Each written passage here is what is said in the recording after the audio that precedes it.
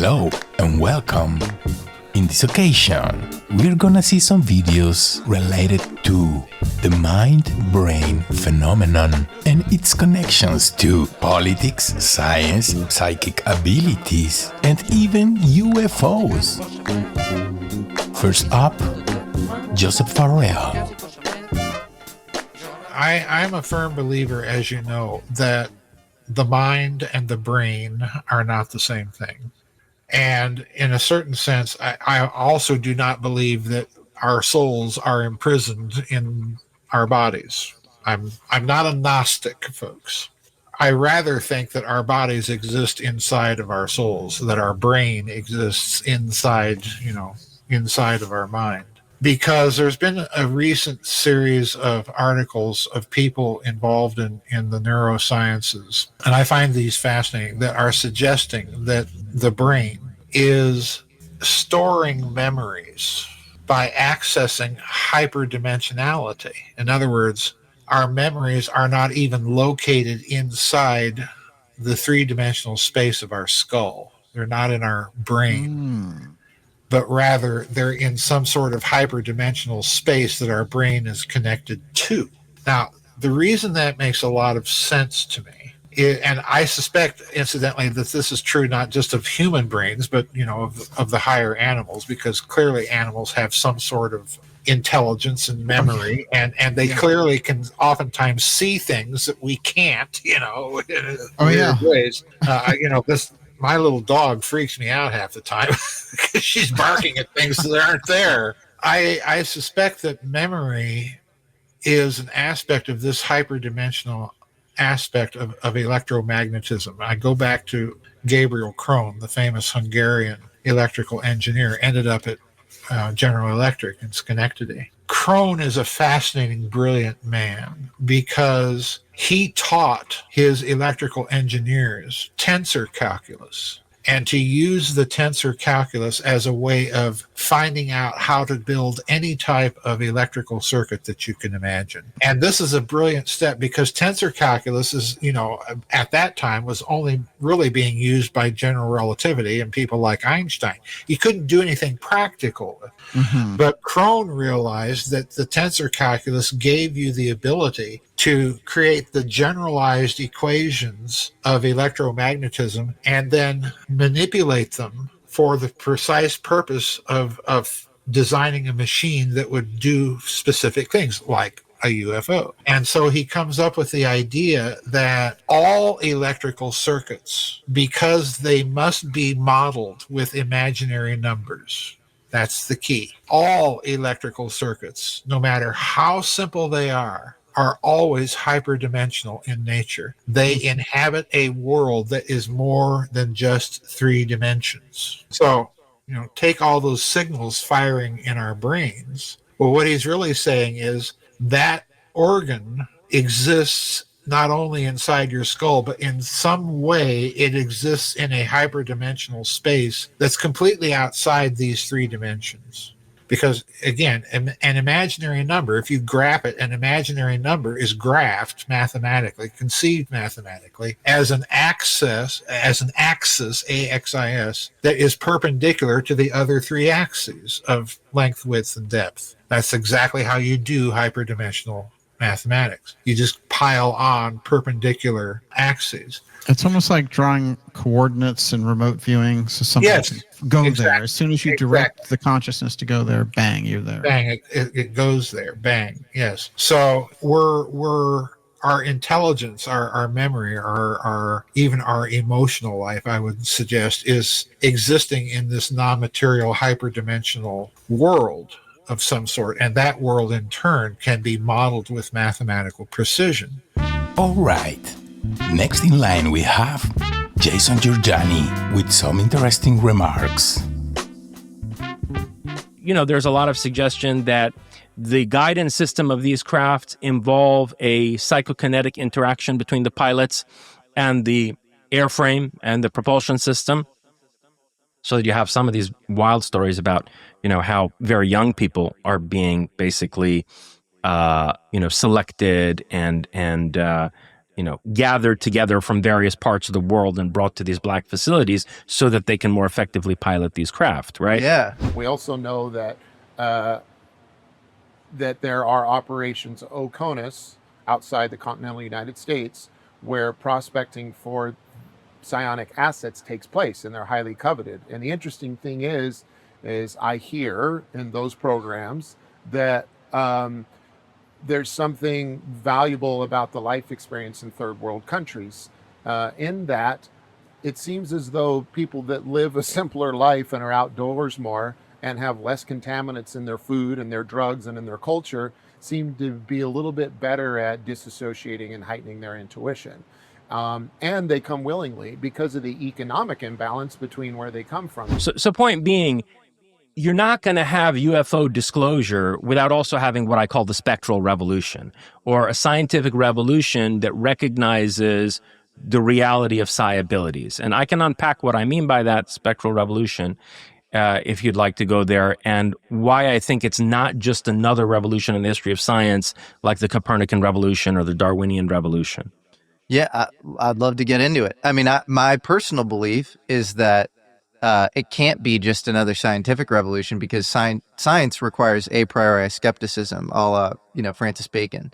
And so you can't go into an experiment saying, I expect the null hypothesis if you want a result in the psi framework, right? So like if James Randi or, the modern day Michael Shermer, like some of these scientific skeptics show up to one of these sort of, psychic experiments, and they have kind of a, it has an inhibitory effect. It does, literally will have a restraining effect on the actual results that you might get. And so you get into this sort of air pockets of consensus reality thing where you have believers and non-believers, and they just don't sort of touch. And you can't really use the scientific method because, So, by the way, that negative psi effect can also be empirically assessed, though. Because, people can be given like Zener card tests and so on and so forth. And if they're extreme skeptics, they'll do worse than they could by chance. So you see like the psychological resistance manifesting itself. It's sort of a negative form of psi, right? In any case, that's a very good point. So that's one of the ways in which, the conception of science that goes back to, say, Francis Biss or Francis Bacon and the Royal Society would have to be fundamentally changed. But, there's another huge one, and that's what Thomas Kuhn began to comment on when he wrote The Structure of Scientific Revolutions in the early 60s. And that's the paradigmatic nature of science. So what Kuhn pointed out is that scientific theories are nested within larger frameworks of interpretation. And these frameworks of interpretation establish as axiomatic and unquestioned. They assume certain hinge propositions. That's a term that comes from Ludwig Wittgenstein originally. Hinge propositions, meaning every other statement that's made hinges on certain unquestioned propositions. And every scientific paradigm has that superstructure. And scientists, as contrasted with philosophers, scientists never question those framework assumptions. So Kuhn noted that the basic assumptions of any scientific theory, which form the paradigm that's the context for that theory, they have certain basic definitions of, let's say, mass and gravity and so on and so forth. And these are different definitions depending on the paradigm that you're working in. So mass and inertia don't mean the same thing in Newtonian physics as they do in Einsteinian physics. And this simplistic, elementary educational textbook notion that somehow Newtonian physics is understandable as a subset of like Einsteinian physics is not the case. They're not mutually translatable in that way. And what's more interesting about Kuhn's argument in The Structure of Scientific Revolutions is that he says that if you carefully observe the conditions of a paradigm shift, let's say from the Copernican paradigm to, let's say, more sophisticated Newtonian physics to then Einsteinian relativity, the shifts always involve political conflict.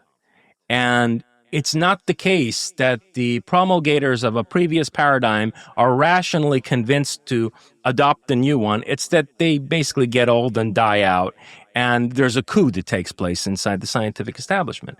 So he noted that scientific revolutions are also political revolutions in a sense. And here's the thing about a scientific revolution based on the recognition of psi, is that because the framing of paradigms is a psychological phenomenon, people who think that recognition of ESP and PK requires simply a new paradigm with metaphysical concepts that are more rigorously expressed in certain scientific equations and formulas are missing the forest for the trees. The revolution that recognizes psi is a revolution that gives us insight into the psychological mechanisms that frame paradigms in the first place. So understanding that consciousness, really actually sentience on a subconscious level, is forming physical phenomena as they emerge from out of the quantum domain. Understanding that intrinsic co-constitution of physical reality by consciousness is also to have insight into the psychological mechanism that frames paradigms to begin with. So then you can start to recognize, as Martin Heidegger did, that scientific theories are toolkits. They are not there to polish a mirror that provides us with an objective representation of some reality that's out there, as if our mind is a mirror, right? And it's representing an objectively existent reality. No. Scientific paradigms and the theories that any given paradigm makes possible are models. It's a technological enterprise. So the epistemic discoveries in science are derivative of, they're an outgrowth of, an essentially technological enterprise. In other words, a model building endeavor that involves tools that allow us to achieve different ends, okay? So if you think, for example, and there's a lot of discourse about this today, that, you know, maybe we took a wrong turn with Einstein, and maybe, you know, the dynamic ether model that Nikola Tesla was proposing and that perhaps Townsend Brown was working with was the more accurate model of the cosmos, and somehow Einstein went wrong. No. What we're in need of is a much more radical insight than that, which is that if you, let's say, want to travel at near the speed of light in a spacecraft, the right model for that is Einstein. If you want to create a quantum signaling system for like instantaneous communication across vast interstellar distances, the right model for that is quantum mechanics. That doesn't mean that you're ever going to have a meta theory that reconciles quantum theory and relativity. If you want to develop a electrogravitic craft, with a certain kind of, let's say, ability to tap zero-point energy as the basis for propulsion, you're going to need to work with a dynamic ether paradigm that Tesla was starting to develop. These are different toolkits, they're different models for achieving different ends. And we have to give up this idea that science is about developing an objective representation of the world as such, as if that reality, capital R, is separate from our own consciousness.